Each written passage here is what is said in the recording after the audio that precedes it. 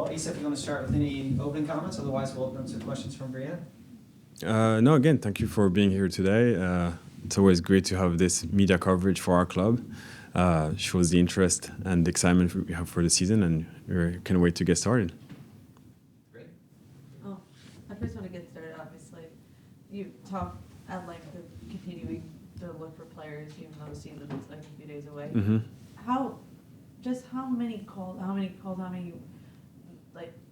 How much talking to other teams are you doing with the season this close? Does it change? Has it become limited with the season just about to start? No, it's constant. It's every day. It's as soon as I wake up until very late at night, and it doesn't stop. Whether it's within the league or outside the league, we continue every day. To be honest with you, our window doesn't close until April 23rd, so we have another 2 months to bring players. Obviously, for us, it'd be ideal to bring players tomorrow, but we constantly try to speak to teams. Then things may change as the season starts, and then you realize that you have players that may play less or some opportunities arise. So we shall see as the season starts.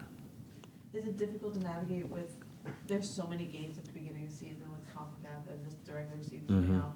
Is it difficult to navigate when you bring a player in and how they'll just be able to make an impact with it starting so fast? Yeah, and that's what makes it even more complicated, especially when you look abroad where obviously you want to bring a good player, somebody that's in form, but it's always tricky. If somebody's in form and is a good player, the club is unlikely to let him go. If the player that's available is a player that don't play that much, so you're trying to find a balance, which makes it tricky. And then it takes time, whether it's an international player coming and you have the visa process and all these things, or even players, a domestic player who you bring in, he needs to adapt to the way we play, as you know, and that takes time as well. But that being said, again, there's a need for sure, but there's no panic in this building when it comes to this. Issa, thanks for being here today. Just curious, in the league's 30th year, headed into a World Cup year next year, what are one or two initiatives you'd like to see the league focus on to help make your job and other general managers' jobs easier in the league? In the future or in the immediate? In the next 14 months? Oh, whatever you want. No, just I think maybe not immediately, but in the future to make it easier. We've always known that of all those rules, but they're too complicated in my opinion. Which rules are those? Everything. Really? The TAM, the GAM, the DPs, the U22. It's a foreign language to many. It's limiting. I hope one day we'll find something easier per se, and it already exists in other leagues. But I think there are way too many different rules and barriers that limit what you can do. Can the World Cup be a catalyst to make those changes? Hopefully, and it's not necessarily about an increase of spend, or it's more just an easier way to navigate the roster.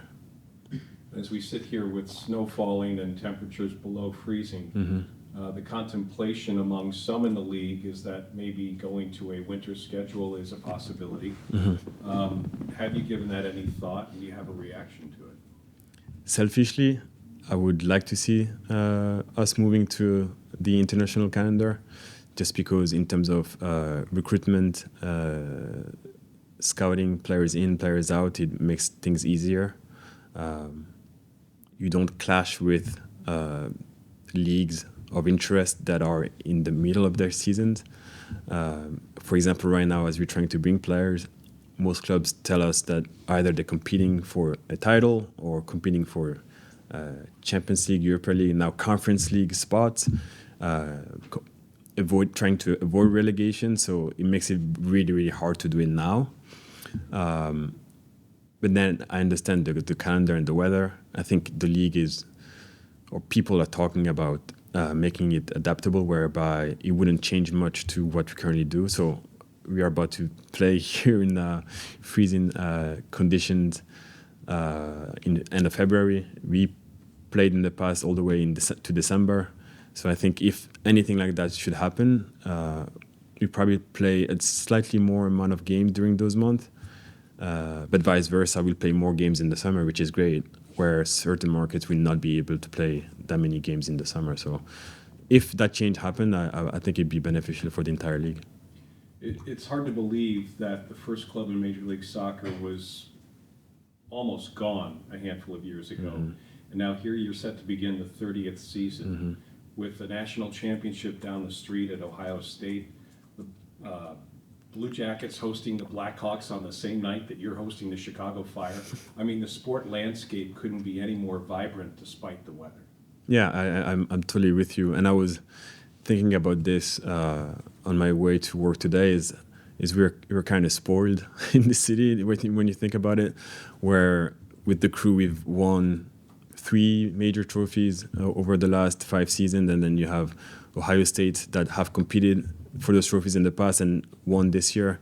And it's not many cities that can say the same. It's not many clubs that can say the same.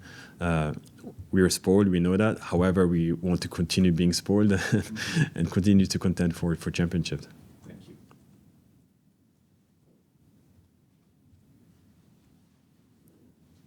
Additional questions? That's it? Wow, all right, easy enough. Okay. Thanks, everybody. Thank you. Thanks. Thank you very much. So we'll start some of the TV stuff outside and then